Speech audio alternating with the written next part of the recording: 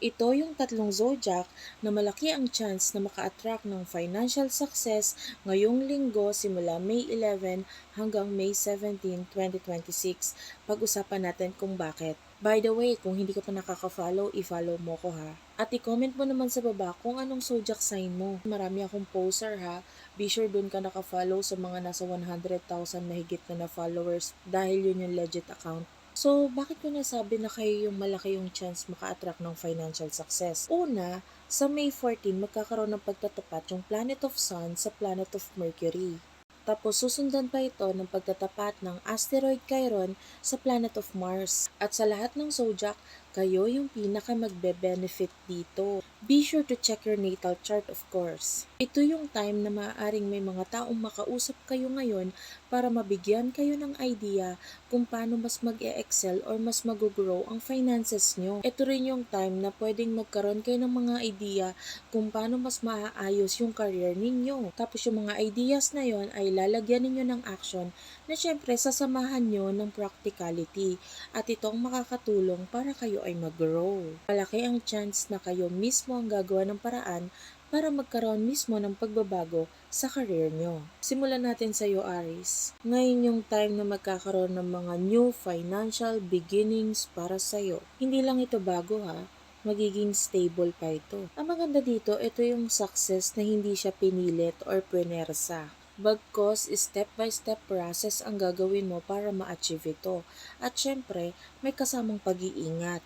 Basta take your time sa paggawa ng mga desisyon. Dahil ikaw na rin mismo makakapagsabi at makakita kung ano ang mas magandang gawin.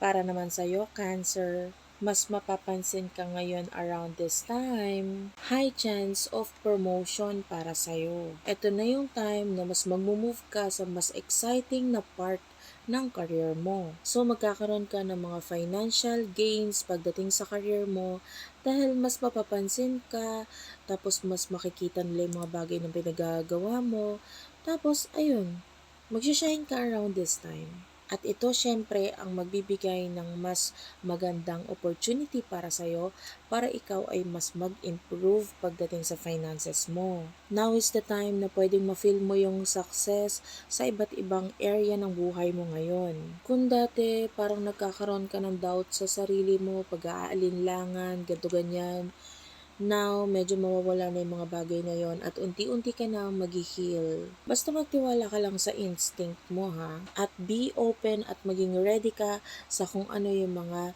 paparating sa'yo dahil meron yan. Lalo na kung matagal mo nang pinaghirapan ito. Para naman sa'yo, Taurus, may mga bagong offer na pwedeng dumating sa'yo na mas makakapagpa-improve ng finances or ng career mo. At yung iba sa inyo, hindi lang isa ha, maraming offer. So, nasa sayo kung ano ang pipiliin mo. Actually, nasa sayo yan kung tatanggapin mo eh. Basta trust your instinct. Basta maging open ka lang pagdating sa mga new opportunities and at the same time, it's okay to try something new naman paminsan-minsan, di ba?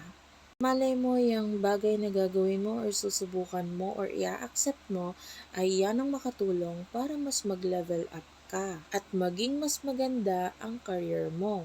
So malaki ang chance na magkaroon ka ng mga bagong offers ngayon or pumirma ng mga bagong kontrata. Ito yung time na malaki ang chance na kung ano man yung mga sisimulan mo ay pwedeng mas magbigay ng growth para sa career mo. Willing ka bang i-accept ito? Maraming salamat sa mga nanood. Yan lang yung message ko ngayon. Follow mo ko for more.